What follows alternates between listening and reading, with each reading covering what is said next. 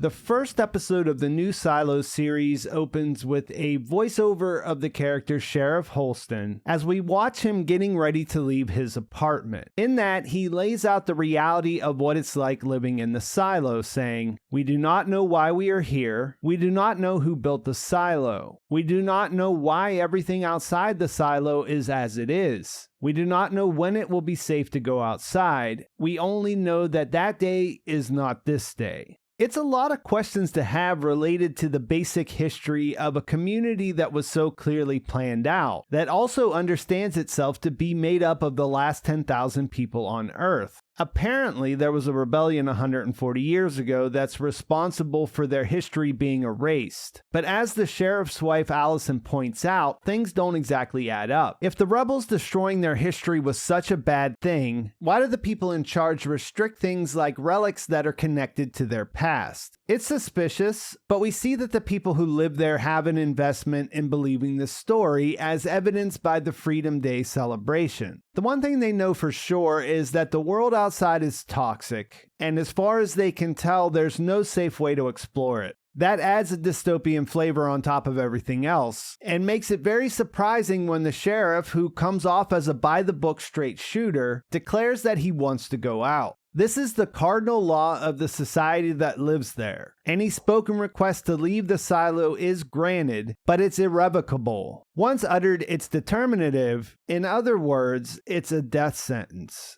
And Deputy Marnes' reaction to Holston's declaration underlines the severity of what he heard perfectly. A couple of details to know about the silo are that it's broken up into 3 sections of 48 floors each. They're known as the up top, where most of the characters we meet in the beginning live, the mids in the middle, where Allison goes to meet fellow computer geek George, and the down deep at the bottom, where Holston meets Juliet at the end. The story takes place at some point in the future with people who appear to be descendants of Americans. They have access to some technology, so some things about how the silo was designed are strange, like how it doesn't have any elevators and it takes an entire day to walk the levels from the top to the bottom. This has an effect of localizing things between the different sections. People from the up top rarely visit the down deep without a good reason, and vice versa, and there's some otherization that goes along with that. Even with such a small population, there are divisions. It's not as extreme as something like Snowpiercer, if you're familiar with that, but the groups do in a way see themselves as different types of people. Perhaps an oversimplification that works well enough is to say that the people in the down deep see themselves as the working class, whose labor is the backbone that keeps things running. And people from the up top see themselves as a higher class of people who do the important jobs. There isn't a huge disparity in quality of life though, so more than anything, it's a situation where each group thinks that theirs is the quintessential role in the silo, and that it would fall into chaos if they weren't there to keep it going.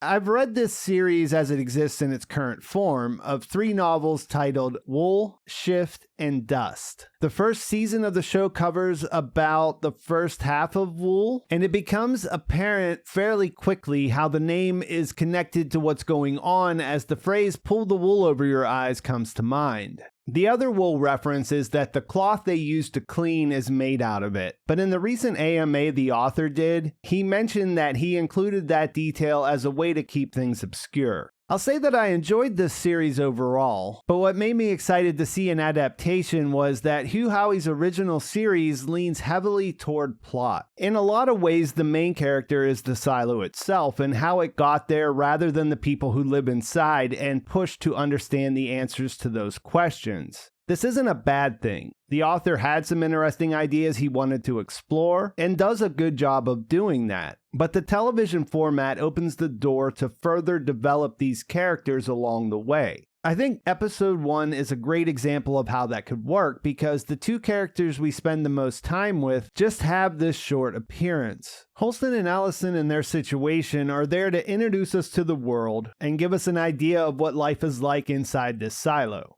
In the episode's opening, we find out that neither of them will live to be the main character in the story, but we still get to spend some time with them and get to know them. Knowing them helps us understand each subsequent character we meet and how they experience life in this strange setting. Through them, we also get a better idea about the rules and that there are restrictions on who can have children. Even though they had 2 unsuccessful attempts before, they've been approved for a third through a lottery. They have a year to try to conceive, and we watch as her mandated birth control device is removed. She works in IT, which is something that we'll learn more about in the future, and she has a rebellious streak that her boss Bernard doesn't appreciate. As she's talking to her husband, we get some details about why things are the way they are. As a lawman, he's unsympathetic to any of his wife's talk about questioning the rules, and mentions that something called the Pact is the only history they have. And he's not exactly wrong. They know people that go outside to clean do die as a result. And when we meet the mayor, we also see that if no one goes out to do that, it starts to get hard to see what the outside looks like. The pact and the rules appear to be necessary to keep order in a place where space is limited, and where they do essentially have everything they need. Giving up some control doesn't feel like too high of a price to pay. A woman named Gloria, who comes off as conspiracy-minded, gets Allison's attention when she asks if she thinks she's the kind of person they want having children. By the look on her face, you can tell this is something that hadn't occurred to her. But we've seen that for all intents and purposes, they're doing their best to try to get pregnant and it's not working. Holston thinks this is ridiculous and threatens to send the psych team to pay Gloria a visit for making his wife upset. From his point of view, all of these questions are senseless. But the stress of the year they spent trying to conceive, and her meeting with George, who shows her a particularly restricted relic of a hard drive from before the rebellion, has started to make Allison question what she can believe. We'll learn more about relics and how they're regulated as things progress, but the idea that she could be sent outside for looking at this drive makes Allison hesitant at first. She eventually gives in and looks at the files where she finds footage that shows that the world outside looks very different than what they've seen on the screens. I guess I should point out that even though it looks like a big window looking out into the world in the cafeteria, it's actually a large screen. All of the floors of the silo are underground, and what they clean when they go outside are sensors on a small tower that sticks up above the ground. Allison also learns that they never took her birth control device out, and those two things together make her decide that the only way to prove that the destruction outside is a lie is to go out herself. Before she left, she told her husband that if the world is actually green like she believes, then she'll clean. If not, then she'll walk away. So when Holston sees her clean, it's confirmation that there's something going on out there, that the world looks different than what they've seen their entire lives. But then he's devastated to see that his wife still dies moments after she confirms that. From there, we skip ahead to 2 years later and see Marnes tell Holston that George, the programmer that Allison was working with, who had also transferred out of IT to work in mechanical, has been found dead. And it appears that he committed suicide by going over the railing on level 120. Although Marnes tells him that one of the engineers in the Down Deep insists that it was murder. So the two of them take a trip down to mechanical to meet Juliet, who is an engineer, and they find her busy at work working on the generator.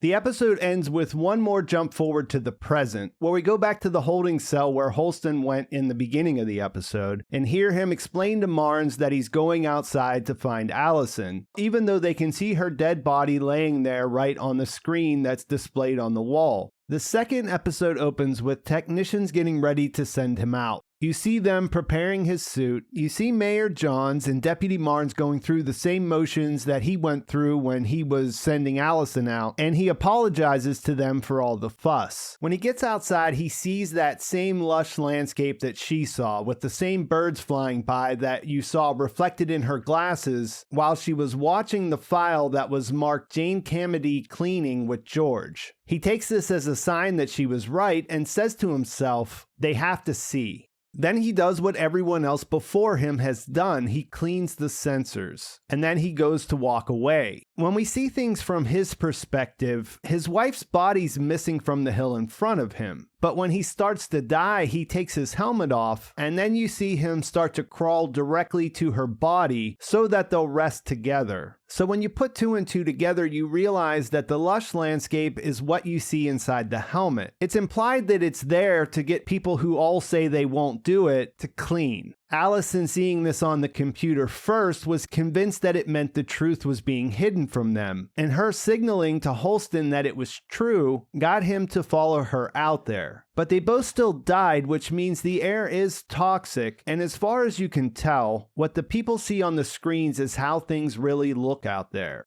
This changes the question from what's going on when people go outside to who set this up this way and why. In his office, Marnes opens the letter that Holston left for him, and we'll find out later that it says that he wants Juliet to be his replacement. The mayor was expecting him to step into the role, but he says he's retiring, and he keeps Holston's pick a secret for the time being. There's a real concern about stability now that the sheriff is gone, and you see some fear amongst the population who start arming themselves. You also get introduced briefly to the character Sims, who works for Judicial, who come off as an intelligence service that operate independently from the sheriff's office.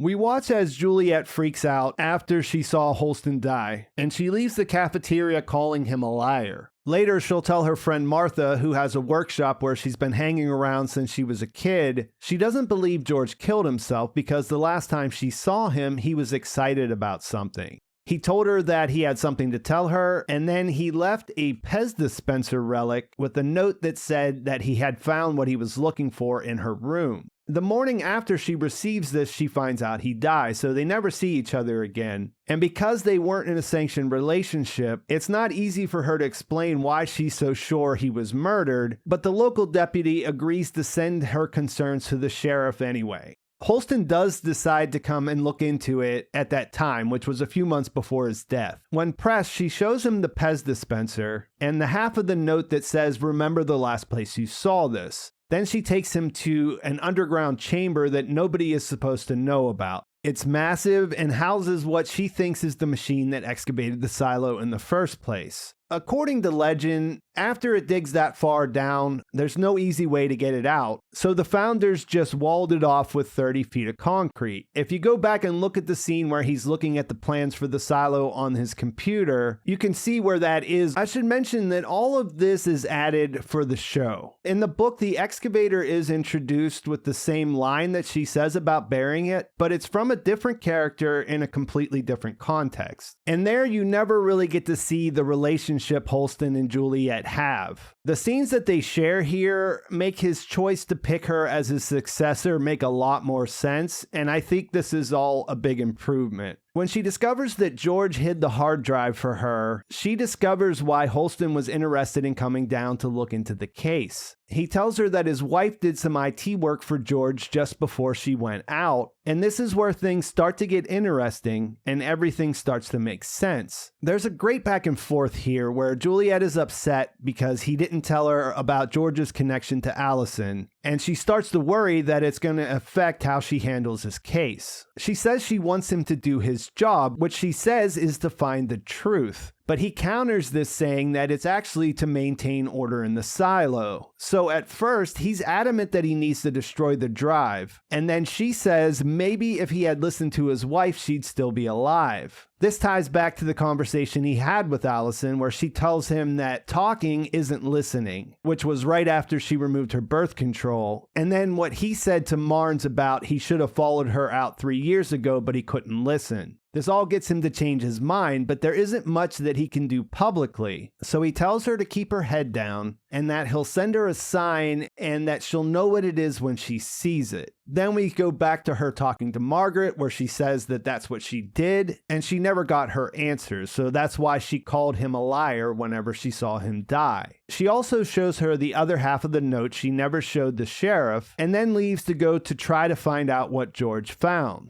Elsewhere, Marnes eventually shows the mayor Holston's last request to make Juliet his successor and to give her his badge even if she refuses. He thinks this just goes to show that Holston wasn't in his right mind before he died, but she still wants to meet Juliet. So they decide to walk the 144 levels to see her, which I guess we'll see in the next episode. This episode ends with Juliet returning to George's hiding place, where we see a brief flashback of their time together. In their conversation, he tells her that he's looking for a door, which he thinks leads to the tunnel, and that it's under the water. She tries to overcome her fear and use the rope he left behind to explore herself, but it cuts to black after she almost falls into the water and watches her light sink to the bottom.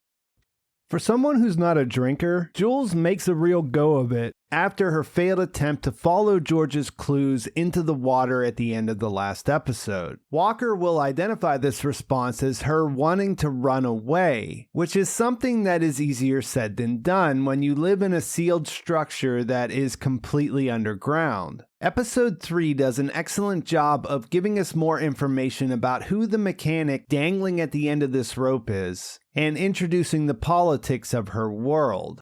As far as we can tell, becoming sheriff isn't that much different than going into the water, but it might be running in the direction of finding answers about what happened to George.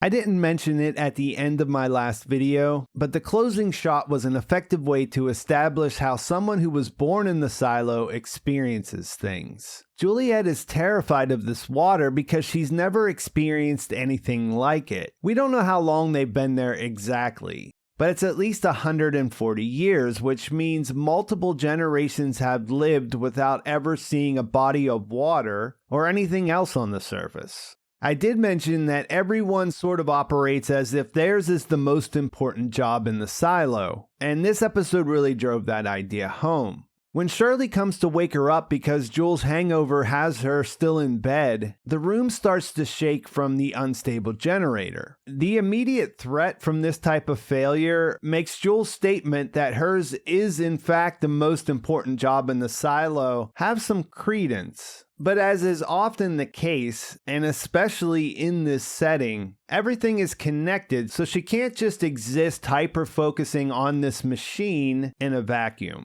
When she gets there to try to fix it, she gets upset seeing her apprentice trying to do her job. I should mention that everyone who works in the silo has one of these people they're assigned to train, which are called shadows. This is important because it's one thing to punch a coworker, which we see Jules do here. But this is much more abusive given the fact that his future employment and essentially his quality of life is dependent on this relationship. Two things are established in this sequence and the one that follows where she's talking to her boss Knox. Jules has some issues beyond her obvious grief related to George's death. She is a character with flaws, and I'm not overlooking this in relation to what she does to Cooper, but the way she's protective of the generator ties into the title of the episode. In some ways, she's a person that prefers machines over people, which is an idea that we'll come back to. While this is all happening, Mayor Johns and Deputy Marnes start their trip to the Down Deep, and we see them stop in front of Judicial for a drink of water.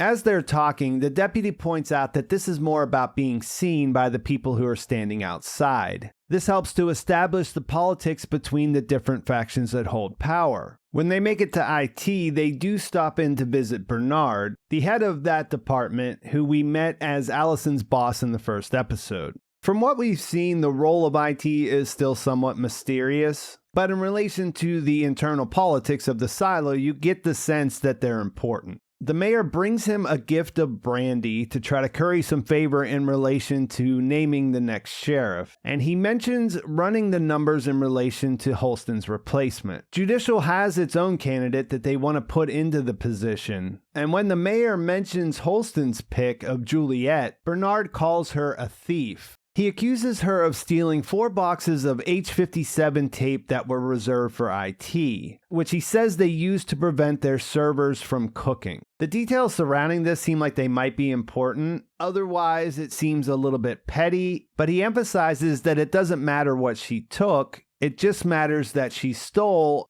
and in his opinion, that disqualifies her. The mayor doesn't like the idea of having Judicial's pick shoved down her throat, and it doesn't look like she appreciates Bernard's advice to leave walking the silo to kids with nothing better to do. Both Bernard and later Sims bring up the idea she needs to push through their pick to maintain the order of things. They emphasize that time is of the essence because the frightened citizens have begun to arm themselves, which we saw a little bit of in the previous episode. The other stop they make is to see Juliet's dad, Dr. Pete Nichols, in the maternity ward. We learn that they haven't been in touch for a while, that she was not born in the Down Deep, she was actually born in the Mids, and that her moving to mechanical was a choice she made when she was 13 years old. He doesn't get into details about what happened, but mentions a loss like that, and that she showed real interest in machines from an early age.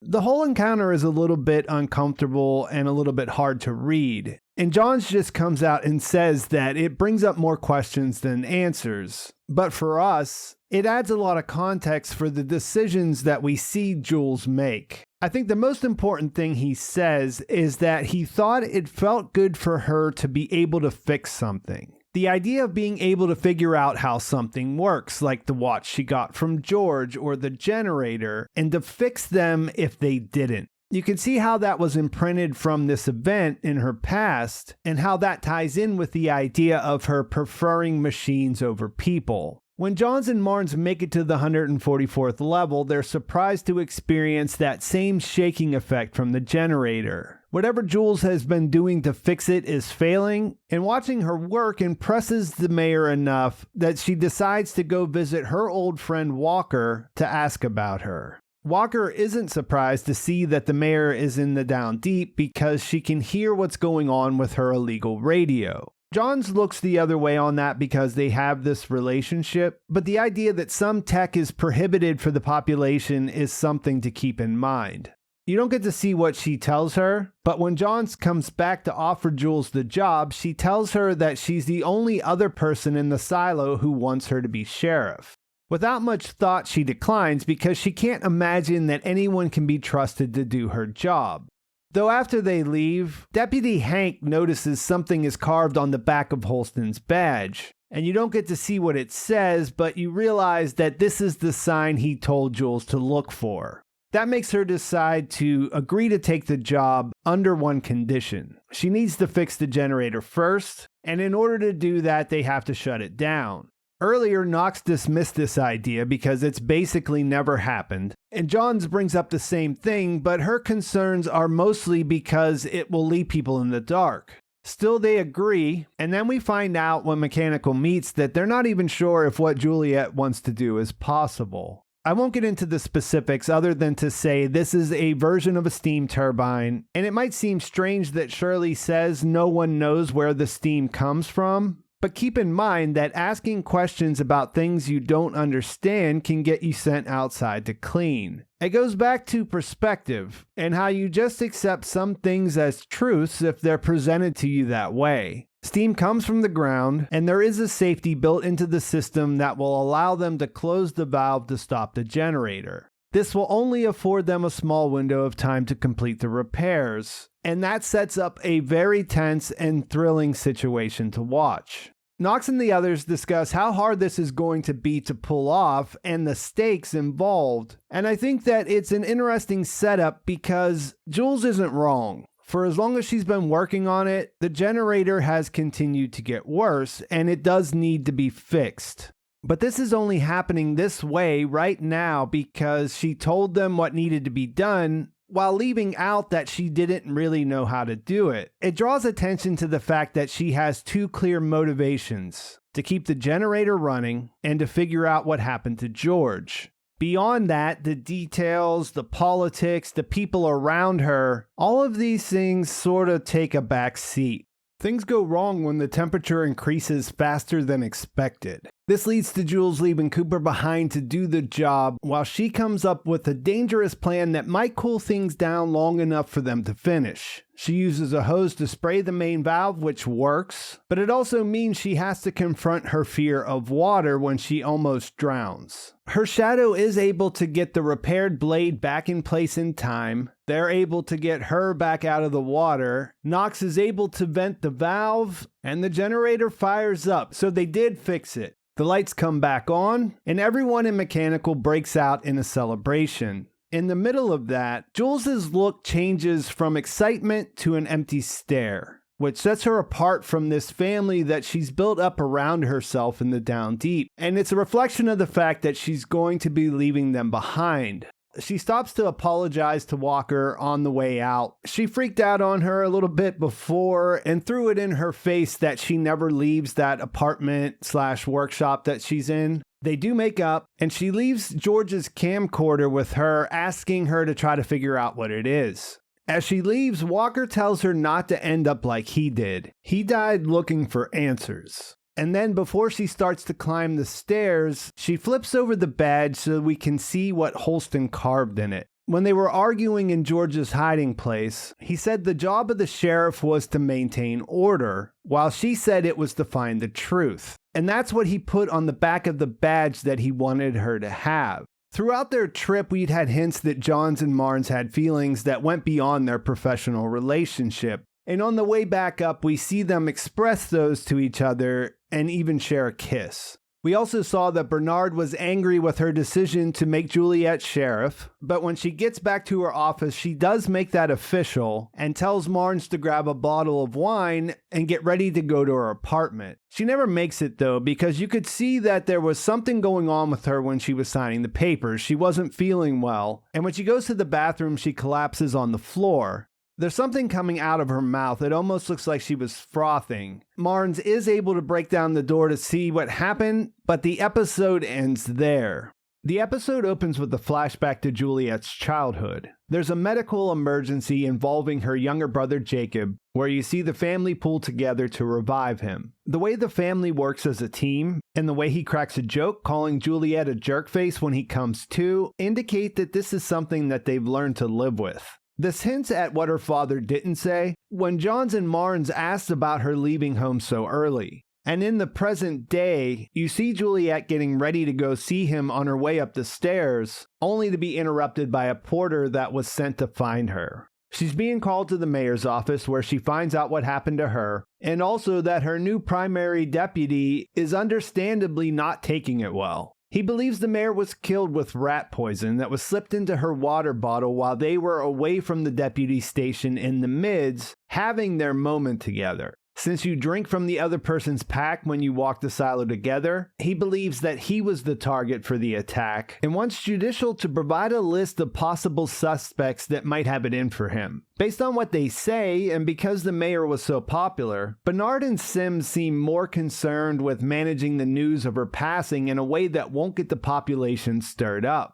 Jules is pretty much the odd man out here. It doesn't seem like anyone wants her to be there, but as the head of IT, Bernard takes over as mayor on a pro tem basis, at least until new elections can be held, so he decided to loop her in as the incoming sheriff. Because Marnes' reaction to her being there might get wrapped up in him being upset, I think it's worth mentioning that he never wanted her to have the job either. She gets a less than warm welcome at her new office. She can't even get a meal after her long trip because who knows what these people from the down deep eat. You do see a little bit of the up-toppers' prejudice against people from the lower 50 bleed through in this conversation.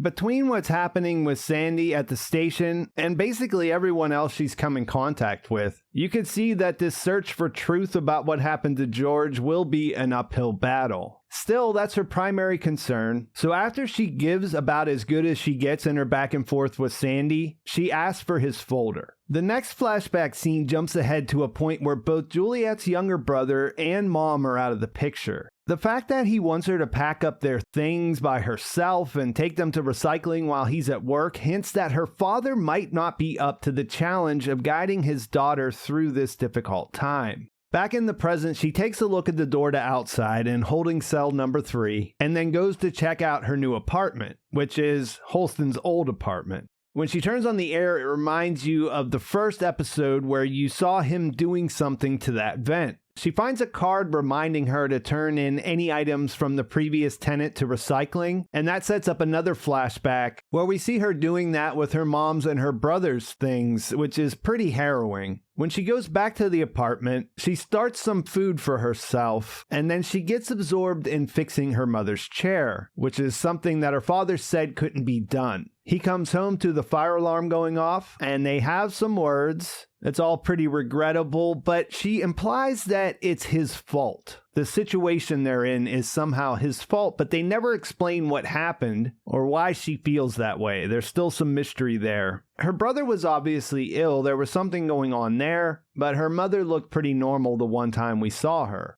Later on, we'll learn that Juliet's liking to fix things and her decision to run away to mechanical is all because her mother had some connection to these things. When she gets there, she passes Walker a forged note, and we get some younger versions of Knox and Shirley who we've seen her working with in the other episodes. Because she spelled mechanical wrong in the note, Walker sends word to her father so that he won't think that she just disappeared and lets him know that she's there. When he arrives, she tells him that she likes the work. She likes to work so hard that she doesn't have time to think about what happened. And I guess based on the fact that he really doesn't know what to do with her father decides to let her stay. It's a little bit strange. It definitely doesn't make you like this character, Dr. Nichols, very much. But it does make everything that we've seen about them in the present, their situation, their relationship there, makes sense. And there's a pretty rough moment when she leaves without going to him. She doesn't do anything. She just sort of walks out. And it felt like a reflection of her saying goodbye to Walker in the last episode. There was a moment there where it looked like she didn't know how to express the feelings she had. And considering that there she does give in and she puts her head on Walker's back on the way out, that signals that she's been the parental figure in her life since she left home. Which underlines the idea of what she left behind to take on this role that nobody wants to see her do. Regardless, she starts to get settled in, and Sandy tells her that Judicial says they don't have a file on George. She mentions that Holston did leave a file for the next sheriff, though, and inside of that, she finds the note about doubling the flowers in front of the mirror. Before she can look through the rest of it, they get a call that Marnes is basically beating up suspects in the mids.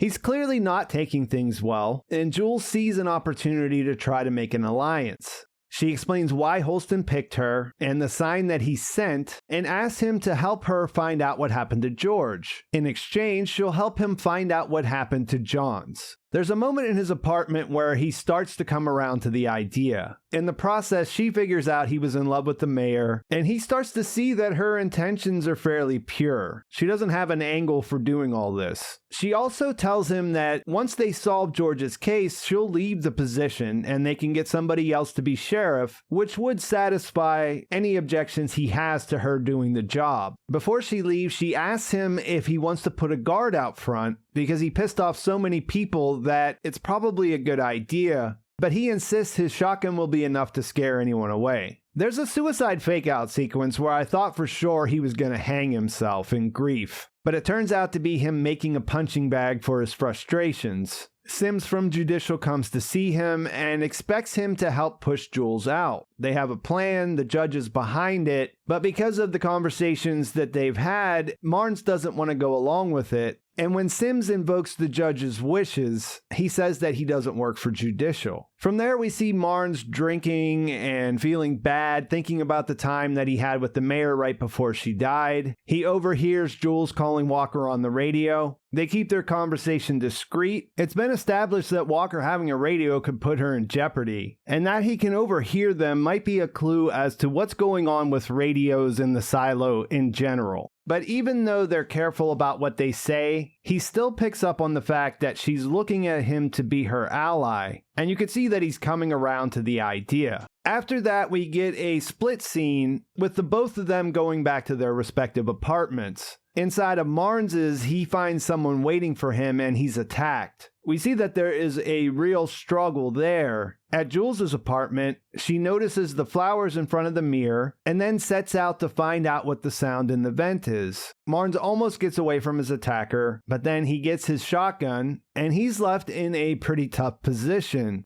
Then the episode ends with Juliet finding George's file, which is what Holston left for her to discover.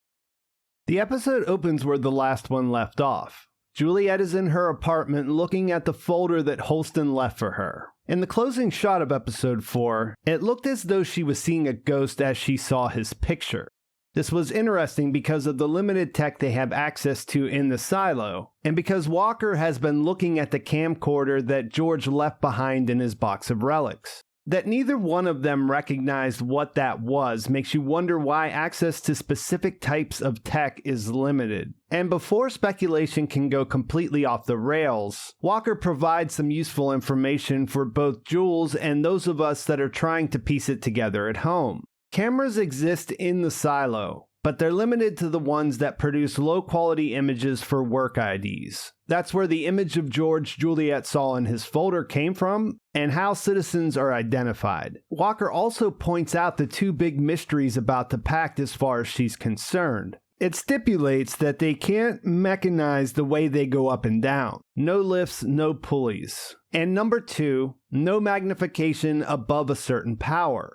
This is a detail that came up when Allison was trying to read the text on the hard drive in George's apartment. In its lens, his camcorder contains tech that clearly violates the magnification rule. And there's mention of Juliet's mother making something by putting two lenses together that Judicial ultimately ended up smashing. At this point in the story, you can't say why these things are important, but know they must be. After all, this is sometime in the future when many of the things that we take for granted, like cell phones, no longer exist. On top of that, things that seem like they would be fundamental to living in a vertical environment, like elevators, or things that would help to keep track of the population, like cameras, are unavailable to regular people. When an out-of-breath porter brings Jules a message from Sims telling her that Marnes is dead and that they suspect he was murdered, she rushes to the scene of the crime. There, she meets her new chief deputy, Paul Billings, who was IT and Judicial's choice for sheriff after Holston went out to clean. Marnes had his skull bashed in by his own shotgun, and because his door was left open and it was a neighbor who found him, Bernard wonders if they can keep a lid on what happened. This is consistent with something that Jules keeps learning in this new position, and something that Sandy will make explicit later, when she says that Judge Meadows doesn't give a shit about the truth. All she cares about is maintaining order. Sims answers to Meadows, and it seems like he has this same point of view. And he does sort of blame this whole situation with Marnes dying on Jules for not posting someone to watch his place. Bernard diffuses things somewhat, but is firmly on the side of keeping things quiet in an effort to maintain order.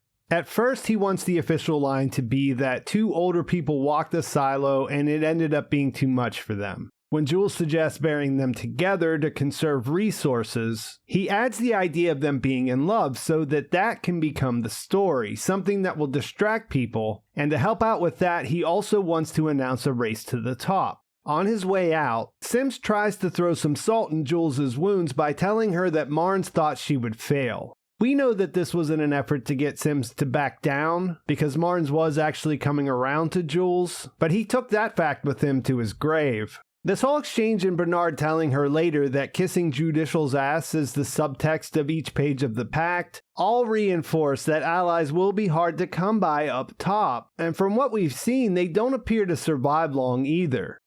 The funeral tells us that Bernard is not a great public speaker, and that even though Jules isn't either, her method of saying things straight as she sees it comes across as more honest and highlights how everyone contributes to making the silo work, the thing that connects them all. And that's enough to get Sandy to lighten up. After making it clear that she still doesn't like Jules, she explains that Judicial will try to serve up a patsy, and that she wants to find out who really killed Marnes. She explains that with everything that's happened, things could get disorderly fast, and she explains how things work, including the idea that Judicial and IT's plan will involve getting Jules out and Paul Billings in as sheriff. This puts Jules in the position that she has to solve the case before that happens. She plans to use the list of names she got from Marnes' body to pick up where he left off, and to appease Sandy, she agrees to take Billings with her, though she pretty quickly makes an excuse to ditch him so she can go gather information about Patrick Kennedy, who Sims had brought up because he gave Marnes a bloody nose. She knows they're looking for a patsy and that he would make a good candidate because of his public attack on Marnes. She also knows that Judicial has the wrong address for him, so she goes there and breaks into his wife's old place, where she finds rat poison and the drawing Marnes made of Mayor Johns that Jules noticed was missing from his wall. Knowing that something's up, she finds Kennedy at work and takes him somewhere safe. Billings goes to Sims's office, where he sees Marnes' attacker, who Sims introduces as Doug Trumbull, a candidate to become his shadow.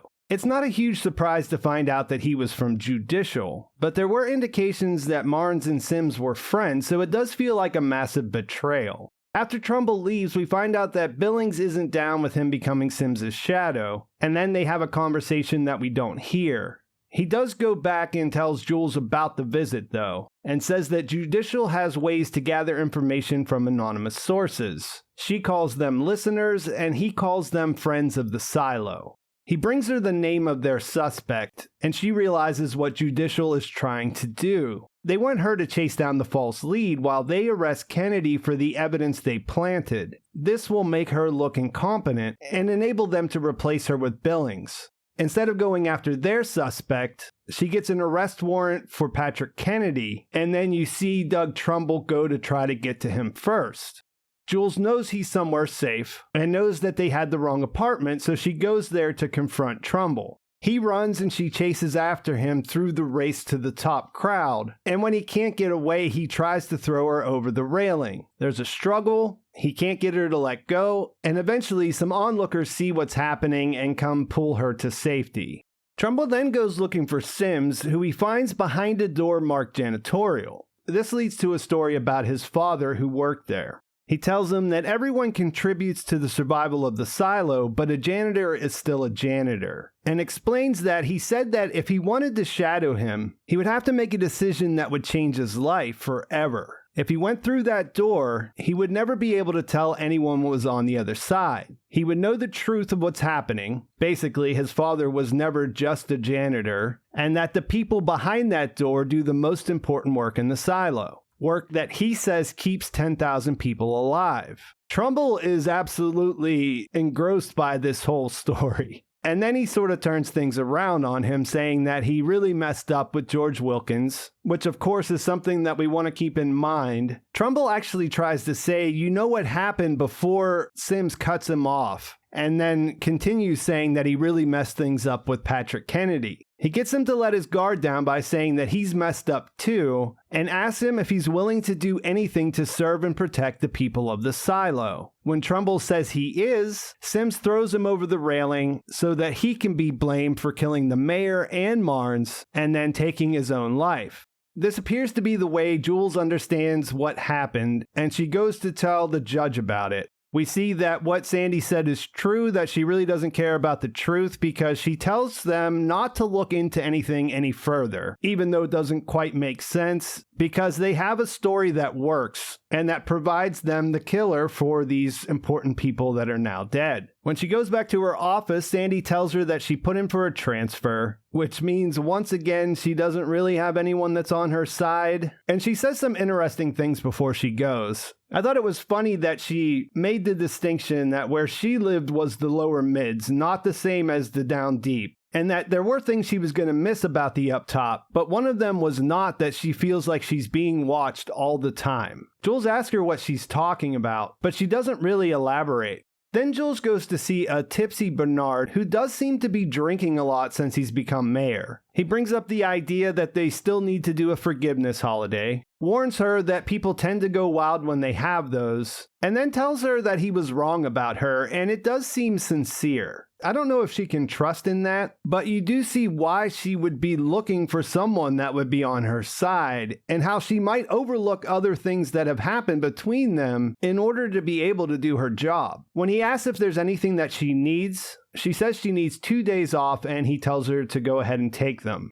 She also runs into Lucas again. He appears to always be sitting in the cafeteria, and he explains that he goes there to look at these lights in the sky whenever it's clear. Of course, he's talking about the stars, and it's interesting to think that they don't really understand what they are. He's also noticed that they move, and he has some theories about that, and that gives us a little bit more backstory on how they understand the world around them, I guess, even if it doesn't exactly explain what's going on out there. As mentioned before, she does visit Walker, and she tells her that she believes that Bernard trusts her now, and mentions that if she uses the right bait, she can figure out what happened to George. She returns to a secret hiding place, she opens his box, and the episode ends with her looking at the Pez dispenser relic.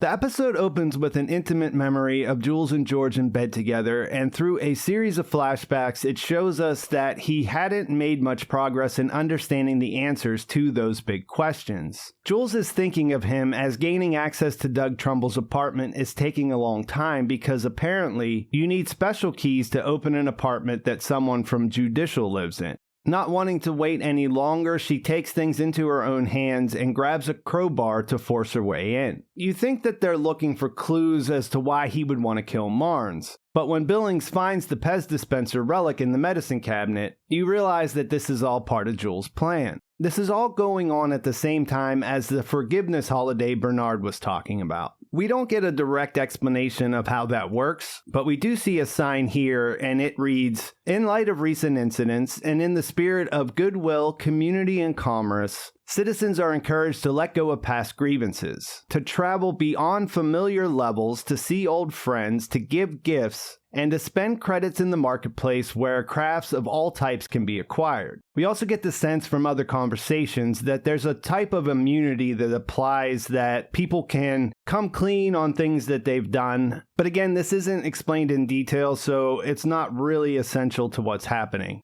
Back at her office, Jules tries to look up the Pez dispenser in the relics database by entering the description yellow plastic blue handle. The search comes back saying that there's insufficient data. And I think this is funny because I had been wondering why they chose this specific relic. It's not something that I remembered from the books, and I wondered why they made this specific choice. And the best I could come up with is that most people who are of a certain age in our culture understands what this thing is, but it would be really hard to describe it or understand what it was for if you didn't have that context. And I think this search kind of underlines that, which is pretty satisfying. We see that a porter brought her a note from recycling. It says, "Didn't find what you were looking for, I'll let you know if that changes," and she doesn't say anything about it and goes the extra step of destroying it after she reads it. Paul Billings arrives at the same time, and we get this great little detail about him, finding out that there is a pack competition to find out who knows the most about it, and that he's won it 4 times, which is more than anyone else. I wasn't really sure what to make of this character early on, as he didn't play a big role in the book series. But based on these small details that they're adding to his story, and the way this actor's bringing him to life, he's fast becoming one of my favorite new characters. She explains to him that she wants to do her own investigation into the Pez dispenser, and she thinks she found a way to justify that through the pact. But through him, she finds out that if she wants to do it that way, she has to go to Judge Meadows and get approval. And he says that she doesn't interact with many people these days.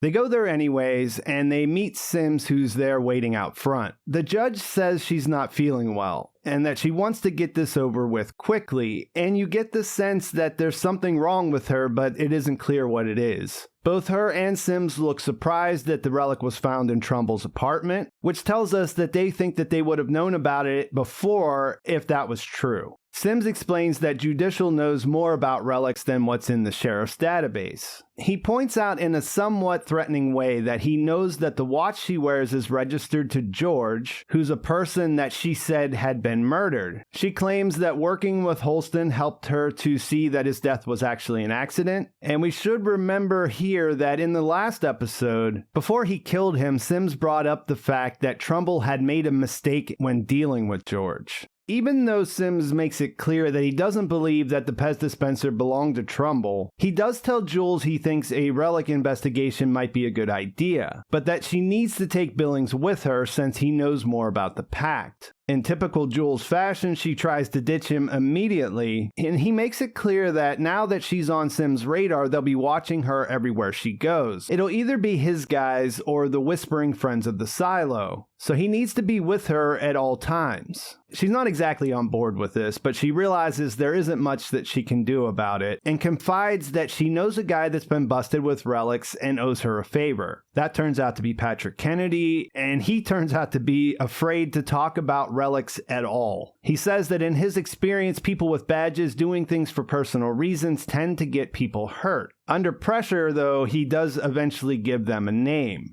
Back in his office, Sims examines the Pez dispenser. He finds it right away in a search in their database, and finds out that it is pre-silo, but there isn't much else on the computer. Then we learn he also has a giant vault of relics behind his desk, and volumes of something that look like journals. They look very similar to the books that the mayor had in her office. Once he opens that up, you see a lot of intriguing stuff on those pages. To circle back to my point earlier about why the Pez dispenser was a funny thing to use for this, I thought it was great how the person who was charged with explaining this filled out the description. Under function, it says top bends back to reveal central internal pillar. Can raise then reposition and top closes. It's a pretty good job if you have no idea what a Pez dispenser does. I also noticed a date in there. It says that it was first retrieved 7/16/00. I don't know if that really gives away anything, but it's something to take note of. I mean, we know that the rebellion was supposed to be 140 years ago. Does this number indicate conclusively that this is something that was written before that happened? Probably not, but I feel like it's at least possible.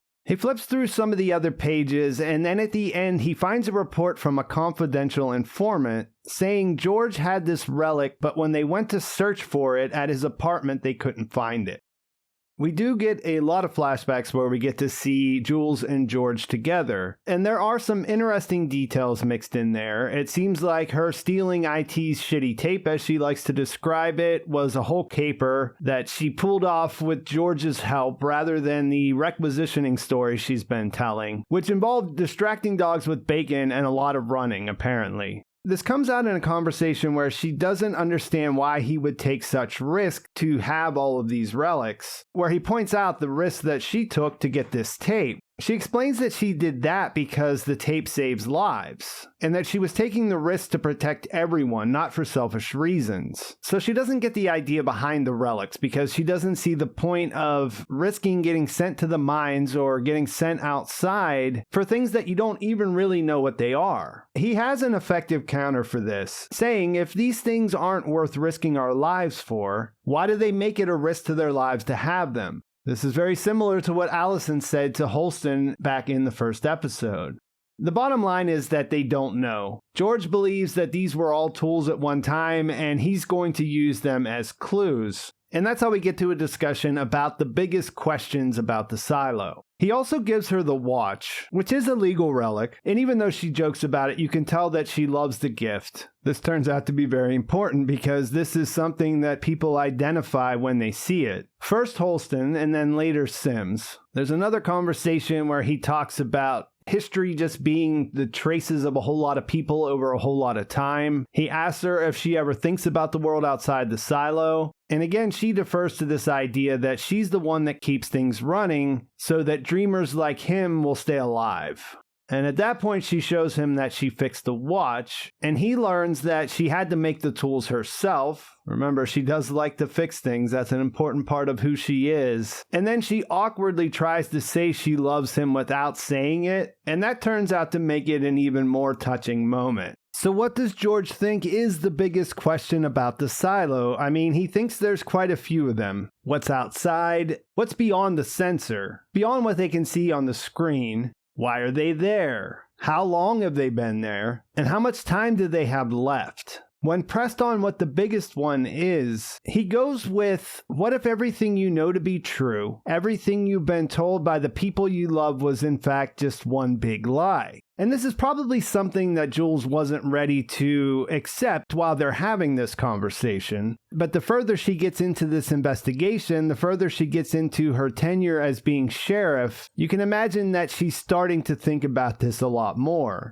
Back in the present, they follow up on the name they got from Patrick Kennedy. It takes them to Regina Jackson's apartment. She also notices the watch right away and tells Jules that it belonged to her boyfriend. It becomes clear in this conversation that she had a relationship with George, and it didn't end well as he moved on to mechanical. And she enjoys explaining how bad of a person he was and how he used her to buy his relics. She explains that she's already talked to Judicial, that she's already told them all of this information, and that makes it clear why the investigation of his death was on their radar. She figures out that Jules was likely in a relationship with George as well, and takes every chance she gets to explain how she figures that he also used Jules for his plans. She twists the knife on their way out, asking if she believed it when he said that he loved her. And Billings picks up on the fact that Jules is visibly shaken. When they get back to the station, Sims and Bernard come in to confront Jules about the relic. They have the same confidential informant interview that points to George having it, even though they couldn't find it when they searched his place. And now it magically shows up in an investigation that she's leading, which could suggest that she had something to do with that, according to Sims's point of view. She denies ever seeing it before. And when Sims starts to accuse her, Bernard actually saves her by bringing up the idea that if Trumbull was the one who searched George's apartment, then it's at least possible that he could have taken the relic home with him. Bernard still favors the official story that Marnes and Johns died of heart problems after walking the silo, and thinks that digging into this further may undermine the stability of the silo, and he ends the discussion there.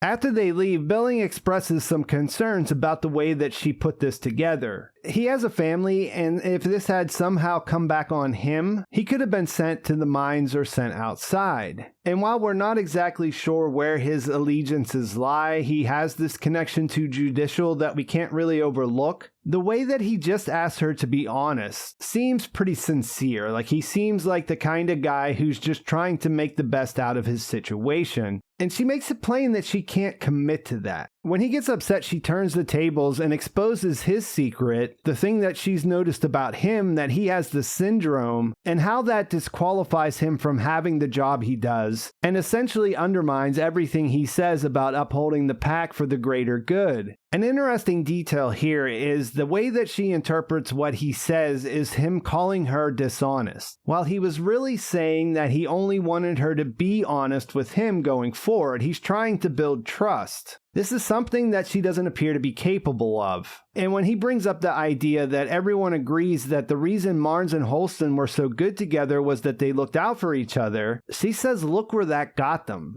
It's all pretty harsh when you think about it, and that's exactly what he does. He heads home, and I don't think there's much else that he can think about at this point. He's very stressed out about the syndrome conversation. She's not wrong when she says this disqualifies him from holding the job that he has, and that lying about it is a big deal. We see her walk through the cafeteria where she runs into Lucas again, and this time he's waiting for her. It's a cloudy night where he can't see the stars, but he showed up anyway, and that leads to a funny back and forth about how bad he is at talking to women. As painful as that is, she does smile, and even though she says it was not with him, it was at him, you still think about what Walker said about George making her smile, and basically that was how she knew there was something real going on there. At the same time, Billings heads home, and you see him with his wife and child. Behind closed doors, he's shaking much more, and you get a sense of what he has to lose if people find out about his condition. The 4-time champion of the pack competition is lying and committing all kinds of crimes in the process of trying to take care of his family. You hear him say, "I'm thankful for you and Claire. I can't imagine life in the silo if I were all by myself." And then it cuts to Juliet in her bedroom alone. When she can't sleep, she goes for a walk and calls Walker, telling her that it's time to come home. Her plan is to turn the badge in the morning and resign. After talking to Regina, she doesn't believe in George anymore. And Walker asks her if she went up there for him or because it was the right thing to do. She responds that he's not the person she thought he was. And Walker counters, "What kind of person are you?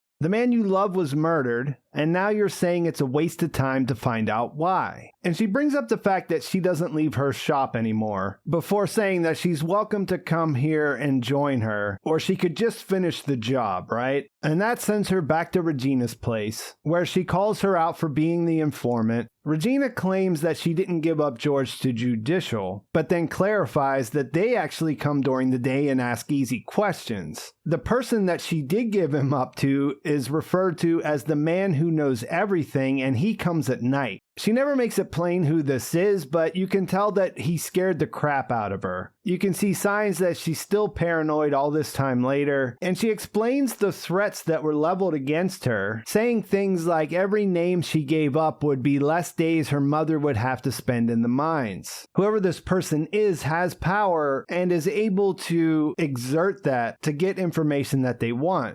Jules protests that George is dead because she gave up his name, and she counters that he's dead because he wouldn't give up the hard drive. And she says she never saw what was on it, and I tend to believe her. She does say that he gave her something, and because of that, she now has nothing. And when Jules asks what she traded for the hard drive, she does give her a book that he got from his mother and her Aunt Gloria that had been passed down for generations. Judicial never found this because it was hidden in her doormat, and I guess since they were looking for the hard drive, they wouldn't have imagined it being there.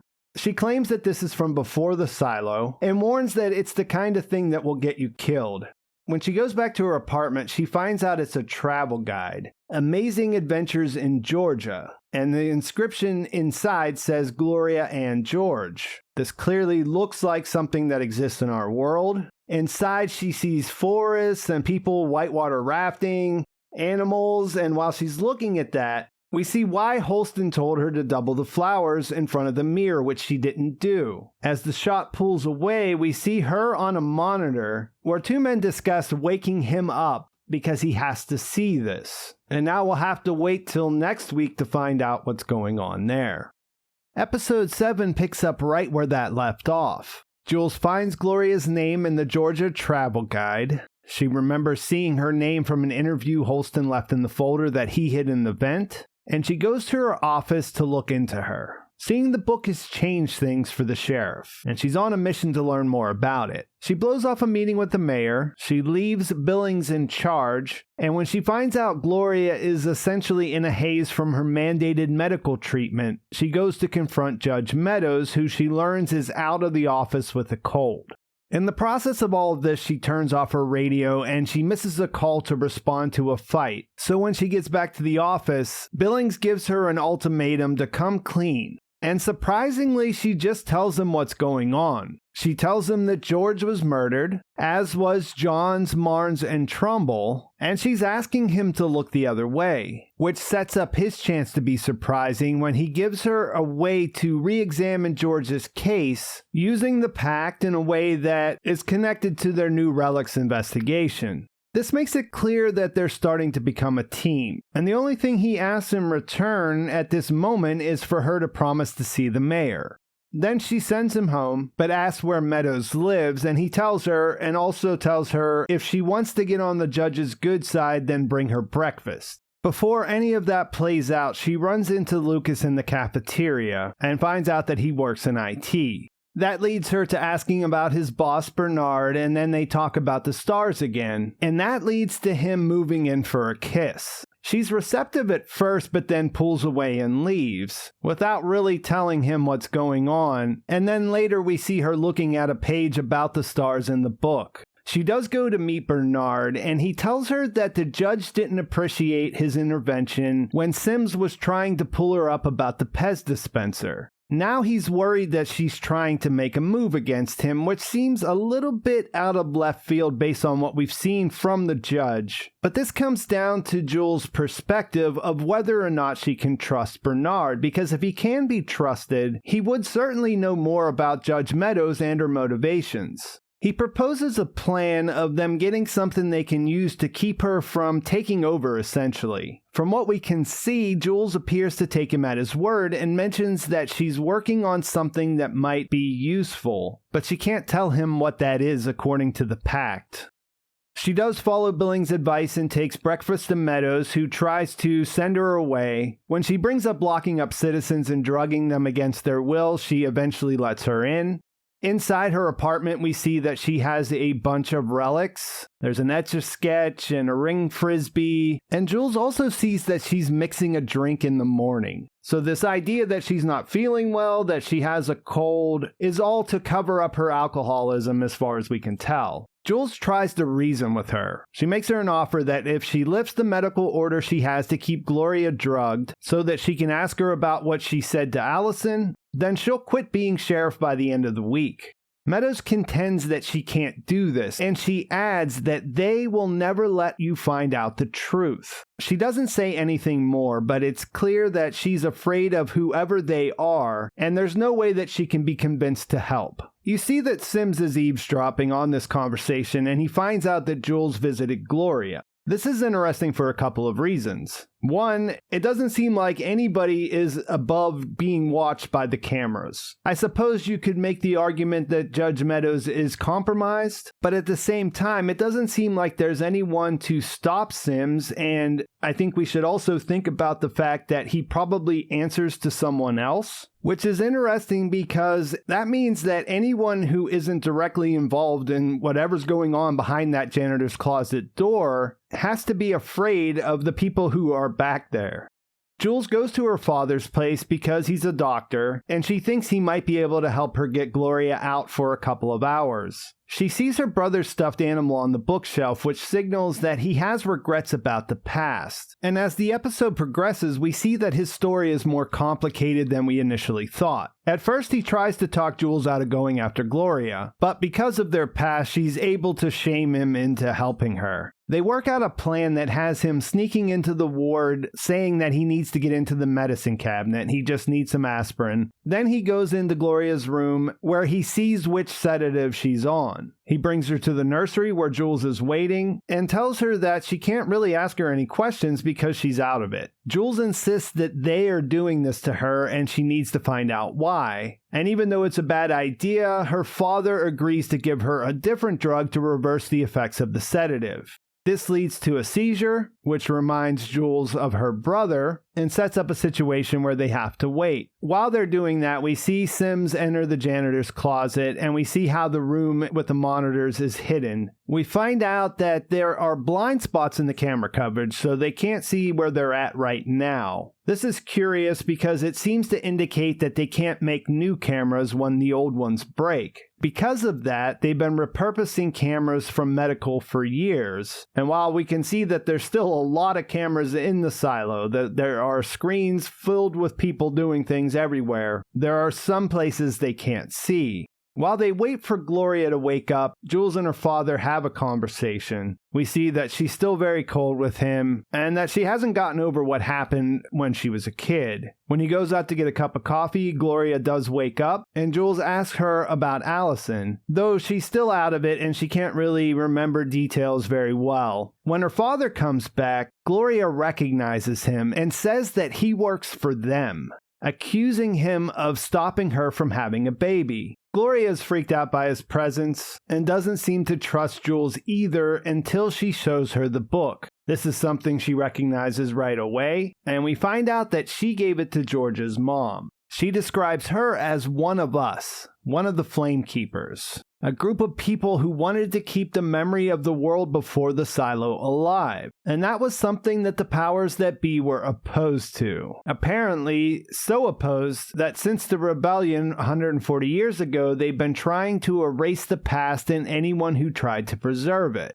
This is where she brings up the idea of drugging the water, which doesn't seem to work on everyone based on the fact that she's in medical loaded to the gills on sedatives. And that's why they didn't remove her birth control device or Allison's. There are certain traits in certain people that they want to die off. Jules finds out when she asks her dad that he didn't remove the birth control because he was told it was for long-term survival. It was an effort to prevent genetic diseases from running rampant, which would probably make sense to a doctor. But he says that he always wondered if they wanted to punish the ones they picked, but he was too afraid to ask any questions.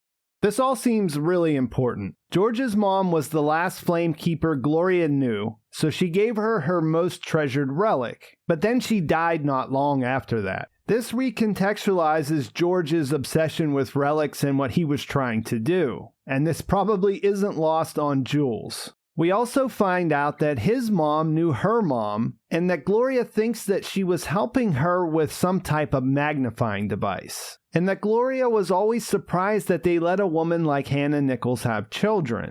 She wasn't an official flamekeeper, but she says that she shared the same curiosity.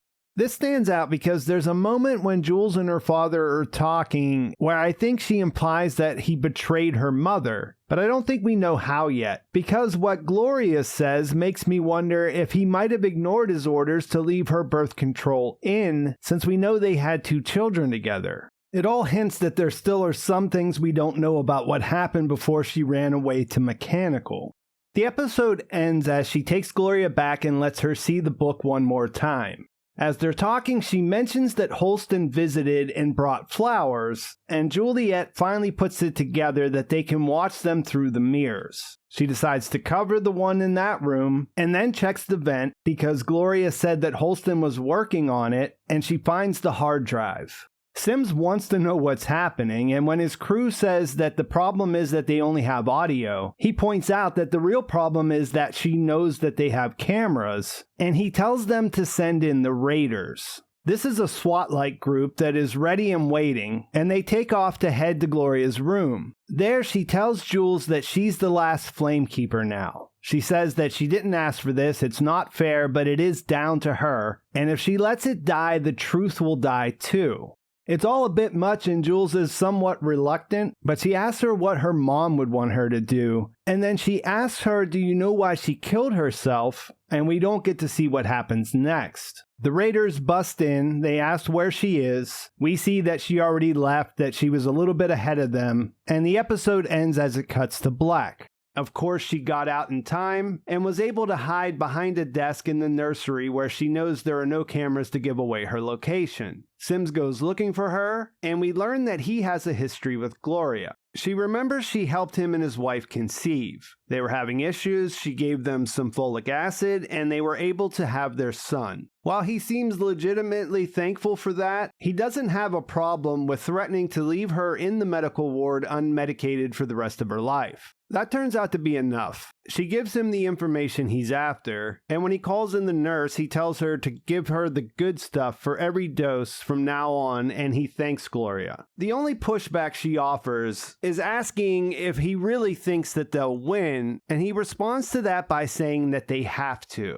Elsewhere, Jules tries to hook up the hard drive to one of the computers and can't get in. Billings calls her and tells her that she needs to get back to the office. And when she gets there, she finds Judicial tossing the place. This is all expertly cut with those flashbacks to her childhood, which does a good job of showing how these cycles of control persist over the years. Hannah didn't want other families to have that same feeling of loss that she experienced. Juliet can't bring herself to believe that George killed himself, and these things make them a threat to the order that relies on strict control of information. As sheriff, Jules does have some power, though, through the pact, and Billings explains how they can use that against Judicial and their illegal search. They go to Sims's office where he's berating his guy for bringing back useless office supplies. He tries to pass off the blame for the search to Meadows, which Jules no longer believes after going to see her, and then she informs them that they're there to arrest him, with Billings there to back her up with his knowledge of the pact, which earns him some razzing from Sims.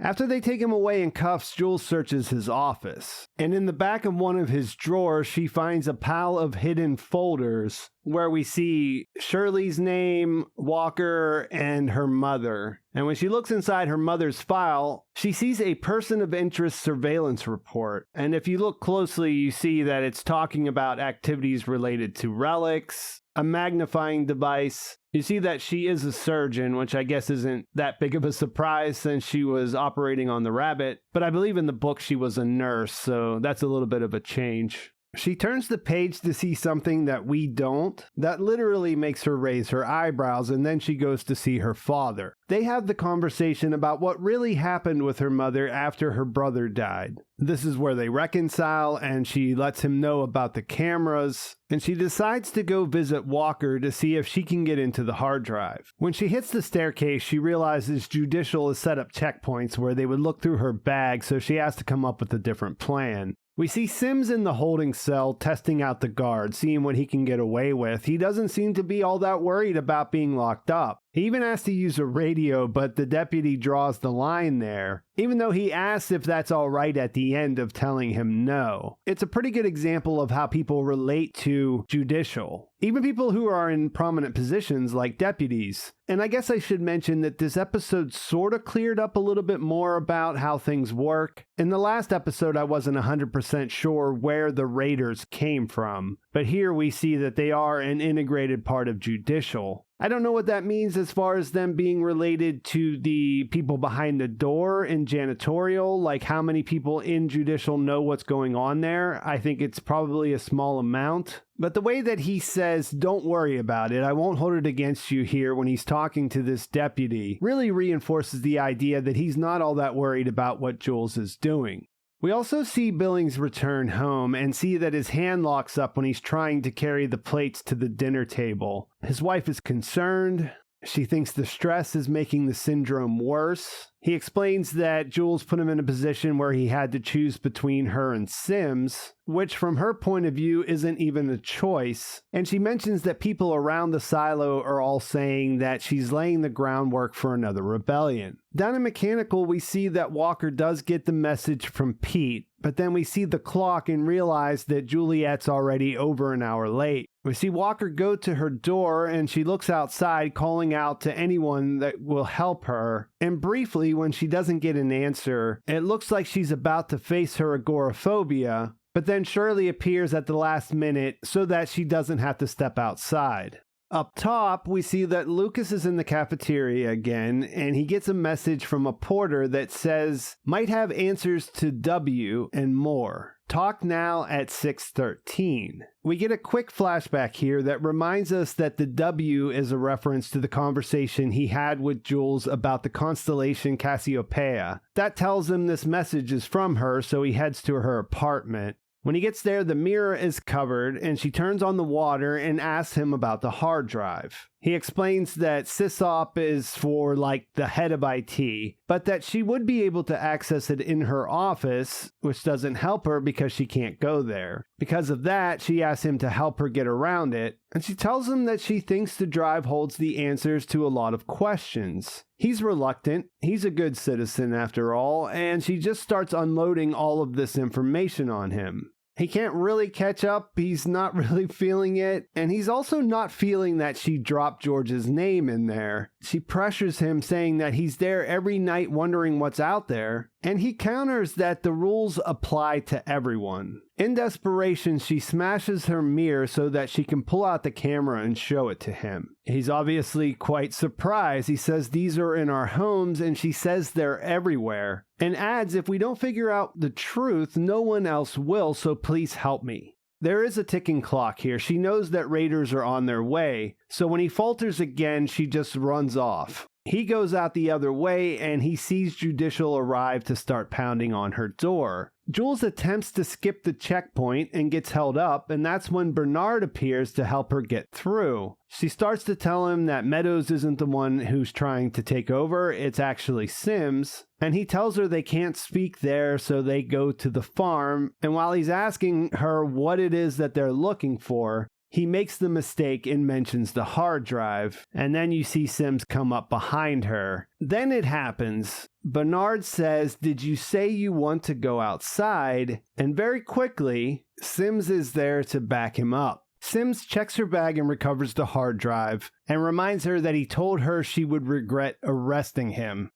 In the down deep, Shirley tells Walker the news that Jules asked to go outside, which she doesn't believe since she was on her way to meet her there. Shirley says something about Knox saying that they would punish them for the rebellion, but she never believed it, and then she asks Walker what happens next. On their way up the stairs, Jules tries to get Billings to help her, saying that she never said she wanted to go outside. He tells her that she can request a hearing, and then she points out the obvious, that if she did that, it would be with Judicial, which is run by Sims, and that sets him off to the point where he punches her in the stomach. After that, she notices Billings' hand shaking because of the syndrome, and she sees that as an opportunity and she breaks free. She grabs the bag with the hard drive off of Sims as she pushes past him, and then she jumps over the railing as it cuts to black. It's not a big surprise that Jules ended up on the walkway of the floor below after she went over the railing at the end of the last episode. She's battered, but it puts enough distance between them that she's able to get out of there before they can catch up with her. There is some suspicion that Billings might have let her go because no one knows he has the syndrome and lost his grip. This puts him in an interesting spot because he's gained some respect for Juliet and has started to recognize that there's something going on at Judicial that doesn't add up. When he goes home and explains to his wife what happened, she's almost relieved and tries to talk him into coming clean and leaving the sheriff's department for good. They get into a fight, and he tells her a story about violently attacking another teenager who realized they were both hiding having the syndrome, and that points out just how far he'll go to protect his secret. His wife drops one of the episode's most cutting lines after he says he earned the job through his hard work, by simply responding,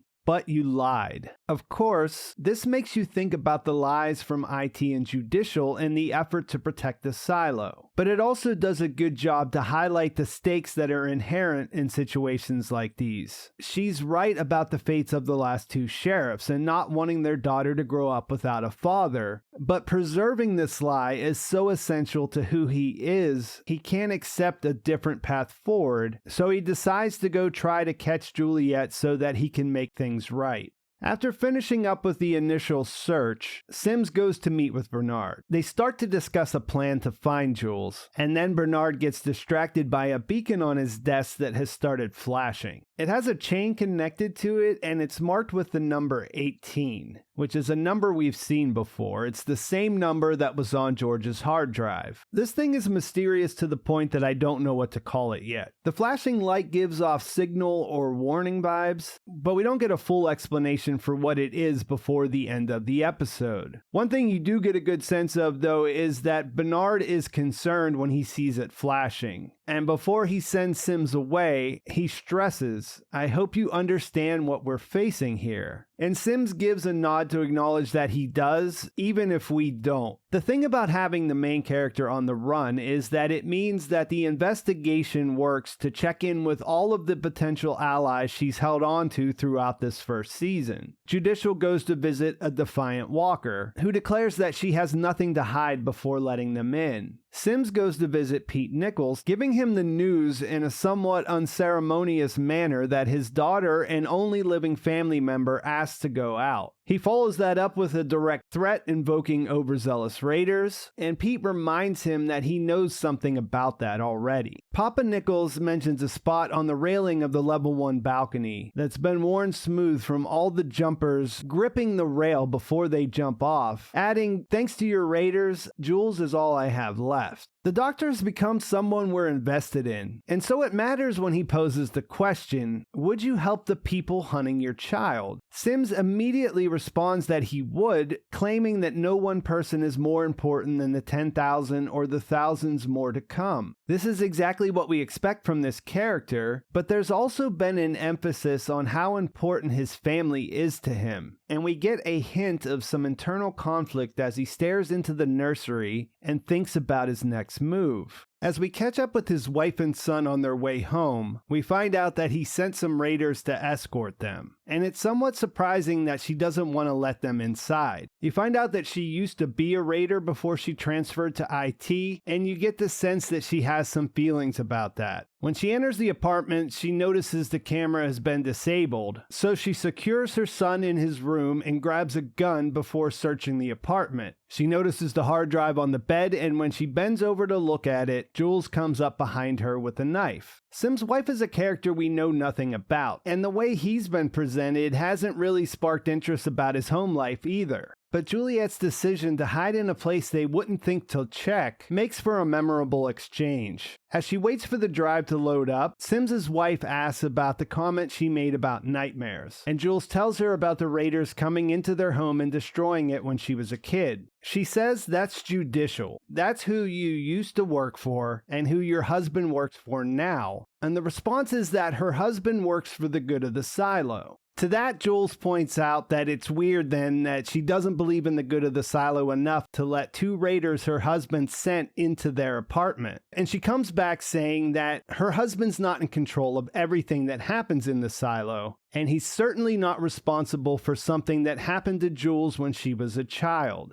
Elsewhere, Bernard signals that he's completely stressed out by pouring a drink and then pouring it back into the bottle. He looks at what I guess I'll call the fob and sees that it's not flashing anymore. And then Sims checks in to tell him about Lucas getting the message from the porter and then going to Jules's apartment. Speaking of that, after being sent away by one of his students from his PAC program when he tried to get into the apartment earlier, Billings waits for them to leave and sneaks back in. He rigs the door and then takes a closer look at the area where the camera is placed behind the mirror, and he finds a piece of two-way glass on the floor that they missed when they were cleaning up. He can't find anything in the apartment, but then he remembers finding the Pez dispenser in Doug Trumbull's medicine cabinet and goes looking at hers. He realizes he can pull it out of the wall, and he finds the Georgia travel guide behind it. Back at his office, Bernard calls in Lucas and breaks the ice by asking him about sitting in the cafeteria looking at the lights in the sky. Then he tells him he knows exactly what happened in Jules' apartment, only instead of calling it a camera behind the mirror, he says it was an air quality meter. And after he lays it all out, he asks Lucas what he did after the meeting. And when the answer is that he did nothing, he points out how that's a problem. The sheriff showed him a red level relic, and he didn't alert anyone to this situation. He brings it all back around by saying that as an analytical person, what does he think the consequences should be for such an inaction? Lucas doesn't have an answer for this, so he threatens to send him to the mines or maybe a cleaning, and he twists the knife a little bit by saying that it was all because of a crush. After making the stakes clear, he finally browbeats the only possible piece of information that Lucas has out of him, that the drive had the number 18 on it, and as soon as he hears that number, he rushes to the janitor's closet, where he tells the techs to find it. While they're searching for the hard drive, Bernard says he's been very negligent in appointing a shadow, and that everyone had presumed it would be Sims. But he tells them he found out about the escort, and now he's not sure if he's the right person for the job. He drives this home by saying, "We're facing extinction, and you chose to protect your family before the silo." Before Sims can respond to this, they get interrupted when they find out that the hard drive is in his apartment. Jules is able to get into the hard drive. She was able to figure out the password from Allison's notes. While she was looking at it, Sim's wife was starting to pick the lock on her cuffs. After scrolling through the files, Jules notices one that's named Start Here, and when she clicks on it, she sees a video message from George, which he starts by saying this is a video, at least that's what they called it in the before times. While she's distracted watching it, Sim's wife does get the cuffs off and grabs a hammer. She makes a very clear decision not to attack her though. Instead, she tells her to stop and explains that as soon as she connected the hard drive, they'd be able to find her. So she has a choice now. She can run and try to get away, or she can keep watching. And by the time Sims and the Raiders get there, we see that she has in fact left. While this is all going on, Billings is in her apartment looking at the book. We eventually see him bawling in Jules's room as he finishes looking at it, and then he decides to put it in the oven to destroy it. Before he does that, though, he tears out a page which I couldn't figure out exactly which one it was. But as the book starts to burn, it starts to set off the fire alarms. From there, things really pick up. We meet a new character that passes a checkpoint using his IT badge. We find out he's on his way to Patrick Kennedy's apartment where he meets Jules. He's absolutely reluctant to help until he recognizes that it's George's hard drive. He does what hackers do. He's able to bounce the signal somewhere else, and he's able to get things going so that she can continue watching George's message. Through that, she finds out that he did have a plan to use her initially when he went down to mechanical, but in the process of that, he did end up falling in love with her. He also says that he found the door he was looking for, that it's huge, maybe 15 feet tall, that it's made out of metal, and that he couldn't get through it, but he adds maybe you can. He points out that she's probably wondering what he did about the water and says it turns out it was nothing to worry about. The important thing is that the door is down there and that she has to find it. At the end, he tells her he's making the video in case he doesn't make it, but that people need to know why Allison Becker went out to clean. And he tells her to look at the Jane Carmody cleaning file, which is the same one that they found together when they first opened the hard drive.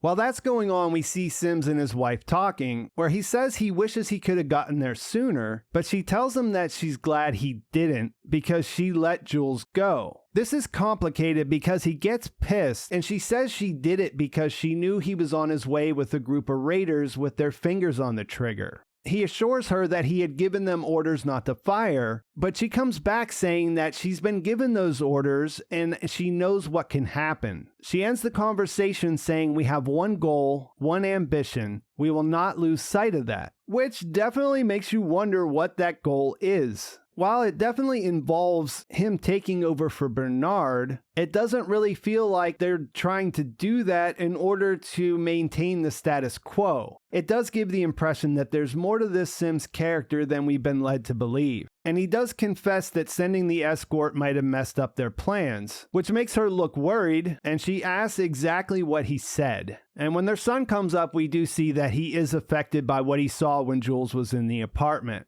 The episode comes to a close after we hear George's heartfelt sign-off that makes Jules cry. It's a great emotional moment for the character, and Rebecca Ferguson does a tremendous job of delivering that. Then Jules looks at the Jane Carmody cleaning file and shows it to the other two. This time we hear her voice, and she says, the display in the cafeteria, people have to know, they have to see. And then Jules says, Allison's right, the display is a lie. And it zooms in to focus on that bird pattern that we saw reflected in Allison's glasses when she was watching the file.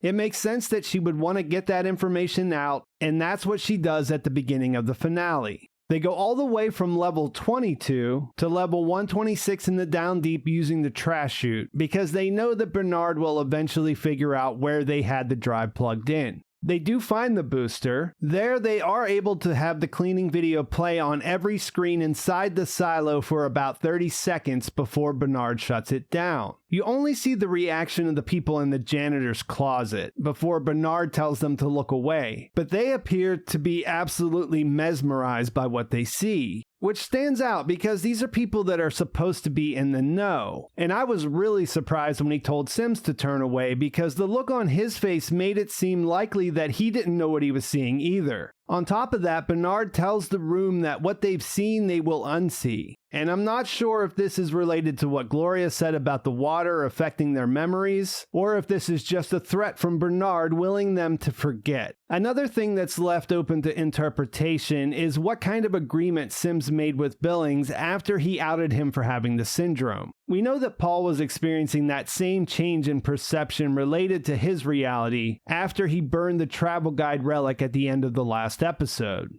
The raider who had taken his course on the pack that he talked to in Jules' apartment eventually narcs him out, but after Sims lays into him, they cut away from the conversation. The next time we see Billings, he's telling his wife that IT and Judicial will make an exception, and in the scene after that, he asks Bernard not to call him sheriff until it's official. It feels like the character's in limbo. As in, what he's doing isn't necessarily matching up with what he's thinking, but in a way this reinforces how limited people's options are in this environment. He's one man, and since they know his secrets, they can end him. Right now, he has the choice of going along with whatever they say or following Juliet outside, where she will be going before this episode comes to a close. The chase that started last week does eventually come to an end after a dramatic fall to the bottom of the trash chute in a last-ditch effort to avoid being crushed. Shirley is able to move her to safety in Walker's place, but Knox gives her up to Judicial because he knew that if he didn't, everyone in the Down Deep would pay the price. When he bursts into the room, Sims makes it clear that he hasn't forgiven Jules for what happened with his family. This is only a brief exchange that hinges on the fear his son continues to experience, but she does a good job of turning this around on him before they get interrupted. But what's really important here is what Bernard has to say and how that develops the other half of this picture. Jules maintains that people can handle the truth, and it's not just that he disagrees with that, it's that this is the key motivating force behind everything he does. Since that's the case, he offers her a deal in an effort to maintain order. He needs her to stop saying she didn't say that she wanted to go outside and waive her right to a judicial hearing. In return, he won't destroy the lives of everyone she cares about in the Down Deep. Finding herself in what is a no-win situation, she defaults to the reason she's there in the first place and just asks for answers about what happened to George. Bernard promises that he can do better than tell her if she cooperates. After they leave to march her up the stairs in shackles, Shirley mentions feeling responsible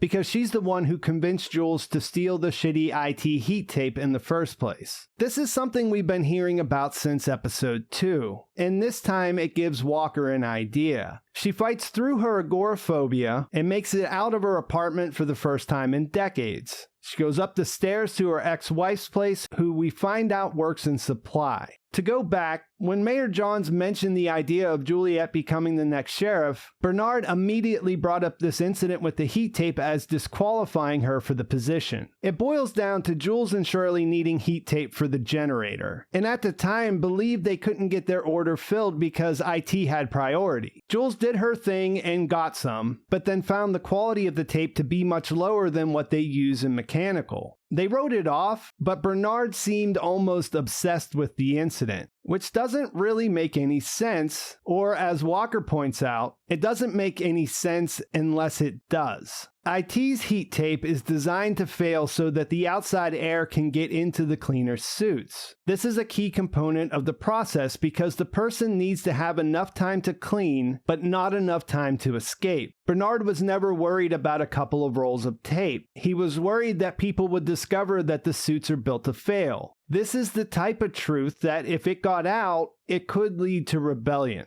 I think it's important to point out that Bernard is a murderer, but as this episode progresses, it becomes fairly clear that he does what he's doing because he believes it's the right thing. It's obvious that this isn't something he came up with on his own, or a classic situation where he just loves to throw his power around. He's either following someone else's orders or some dictate that came directly from the founders. But then it also seems like he might be the only person in the silo that knows the whole story of what's going on. That adds to the perceived importance of his position and the burden that's built into that. And while none of this makes what he's doing okay, you can see why he thinks his role is so crucial for their survival and why he acts the way he does. Later, when he's trying to explain himself to Jules, he tries to appeal to the engineer in her by likening what he does to a form of social engineering. She watched the gauges and made adjustments to make sure the generator didn't blow. He does the same thing with people to make sure the silo doesn't implode.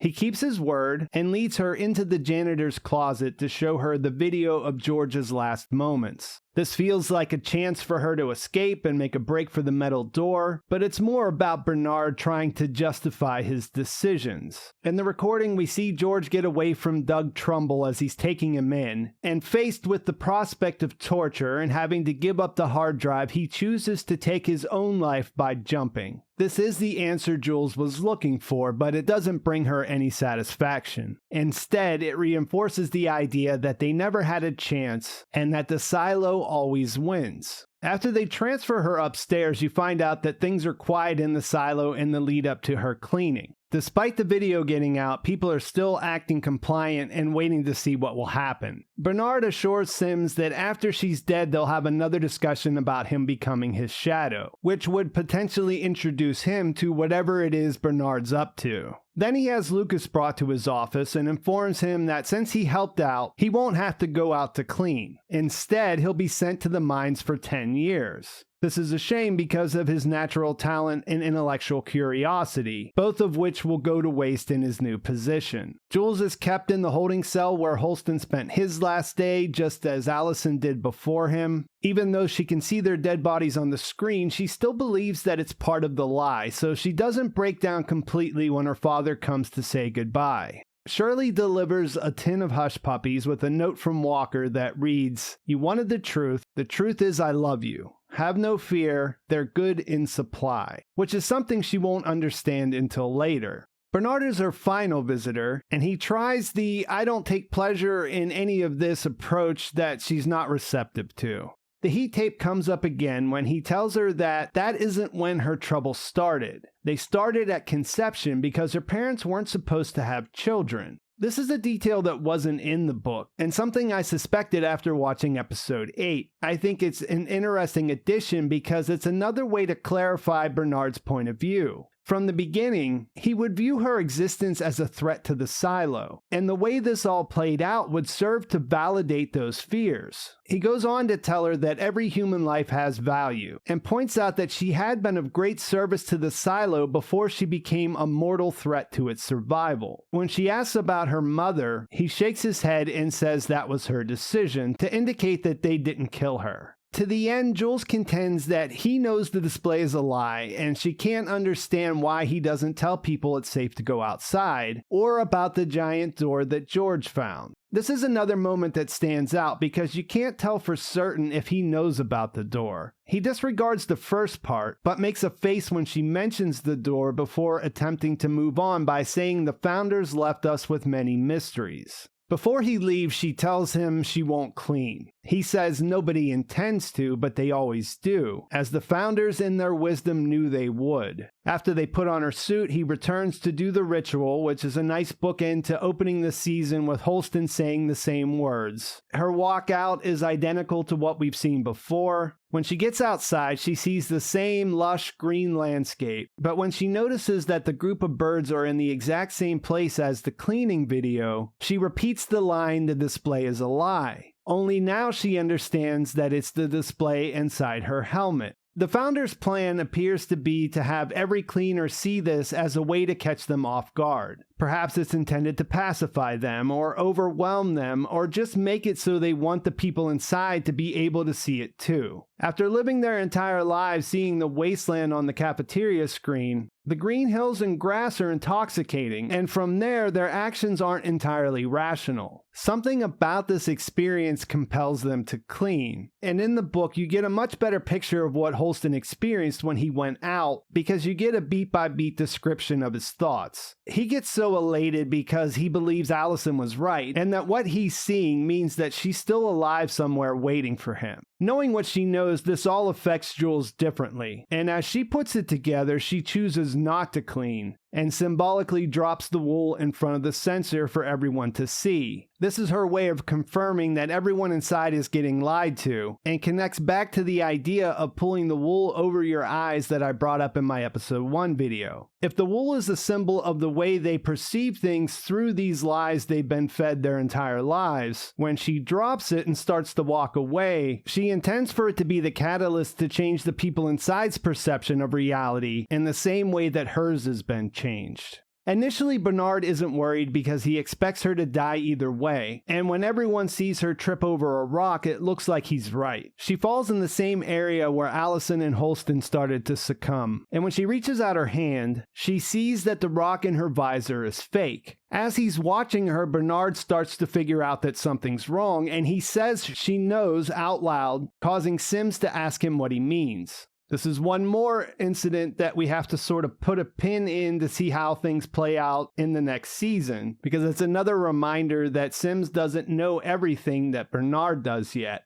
She puts Holston's badge on his body, which confirms that him and his wife are actually there, that they died there. And then she stands up, which surprises everyone who's watching. By switching out the tape, Walker made it so that her suit protects her. Or at least bought her some more time, because she still only has that backpack of air, which hints that she doesn't have an indefinite amount of time to just go walking around. But she is able to make it to the top of the hill. At that point, we see Bernard running, and he goes to 2 doors that are marked as the server room. We see that the keychain that he had with the number 18 is flashing red again, and that the device is actually a key that opened this door. He opens them up, and in the reflection in his glasses, we see the lights come on. That shows us that this is a decent-sized room, but we don't get to see what's inside there. The fact that they were out makes it look like it was unoccupied. This makes this one of the biggest mysteries to think about before next season. The flashing light and the fact that this is a wireless device are both things to take into consideration, but I have to leave the speculating for people who haven't read the books, since I already know where this is going. As Jules crests the hill, the fake display starts to break down. She sees that what's on the screens in the cafeteria is real, that the world is desolate, and she sees what looks like the remains of a destroyed city in the distance. She turns to take one last look at the sensor tower on top of their silo, and from those screens in the cafeteria, everyone sees her walk away. As she does that and the camera pulls away, we see that there are several other craters just like the one she came from, which means there are other silos and that they're relatively close, and it appears that there are a lot of them. If you think about the series of revelations she's had this season, it feels par for the course.